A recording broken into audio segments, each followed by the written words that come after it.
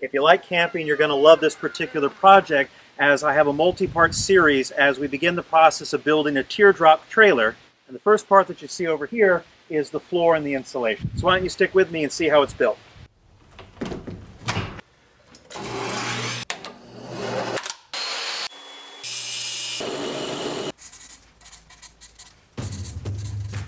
I've been doing some research for a couple of months on teardrop trailers. Too many hours looking at video, but I didn't find a lot of build ones. I did come across a series Zach at the Southern Ginger Workshop is currently producing. Lots of good ideas over there, so do make sure you check them out. Instead, I waded through blogs and those good old-fashioned online discussion boards.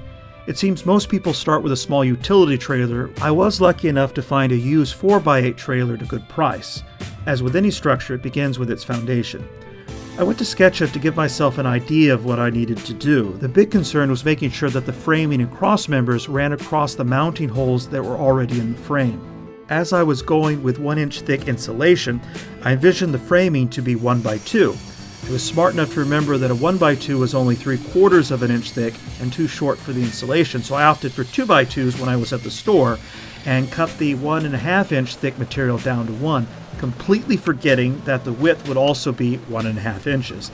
The actual framework did end up a little different than the sketch, as you'll see later. I cut the thickness of the frame pieces down to 1 inch, added construction adhesive to the bottom, and started screwing them down. It is possible that I might have put a few too many screws in at this point, a hand width between them, but I wanted to make sure it was all secure. I did regret it later, as I needed to remember where all that metal was located to enclose the interior.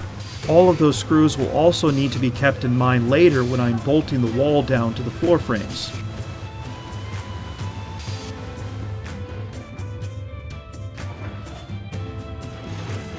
I found it easier to use the old deck of the trailer to mark where I needed to drill for the holes to bolt the new floor to the trailer. I'm drilling a recess for the head of the carriage bolt so the finished floor can lay flat on its framing. You'll notice in this shot that I made another mistake in the framing. I misaligned the center off by 1.5 inches, so I added another strip to make up for it instead of taking out the error.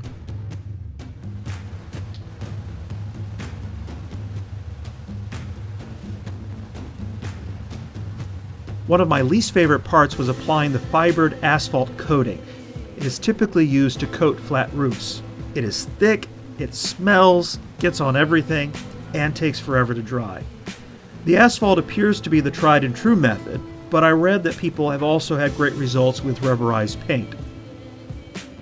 Next mistake, I bought larger bolts than were used previously, so all my nicely spaced holes were too small.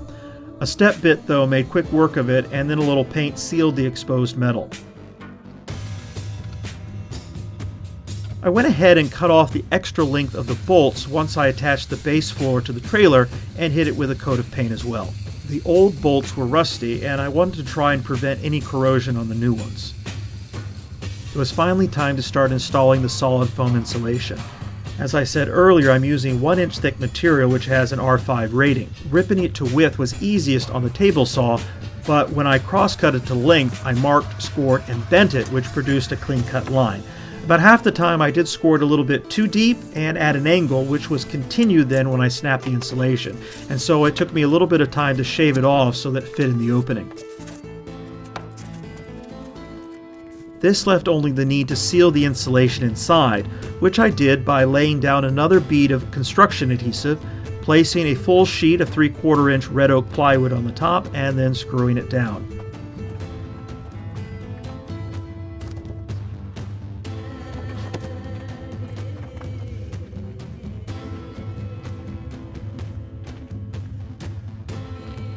I use less screws on the decking because it is on the interior, and the walls will be attached to the underframing by being driven through this particular layer.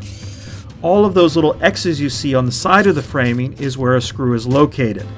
The cabin area did not receive any screws, but only wait until the adhesive dried. So the area between the cabin and the galley was screwed down because it will be covered by an interior wall. 3 coats of gloss spar urethane later, and the first part is finally complete. To give you a little preview of where this is going, I'm using a classic shape for the trailer. A couple of things I do need to keep in mind, however, is that the wheels are a little closer to the hitch than in a traditional trailer, which means I need to be aware of the weight in the back both during the build and during transport. That wheel location also interferes with the door. It is a little closer to the front than normal. I did toy with the idea of putting it on the other side of the wheel well, but it would create issues with weight distribution as well as refiguring the cabin storage. This is certainly new territory for me, so if you have any suggestions on how to make this project work better, I'd be happy to hear about them in the comments down below, especially if you've got some ideas on what to do about the wheel and its location. If you enjoyed watching the video, please consider sharing, liking, or commenting on it. It helped me out a lot. Thanks for watching. I hope you will join me as I continue on this build, and as always, may God bless you.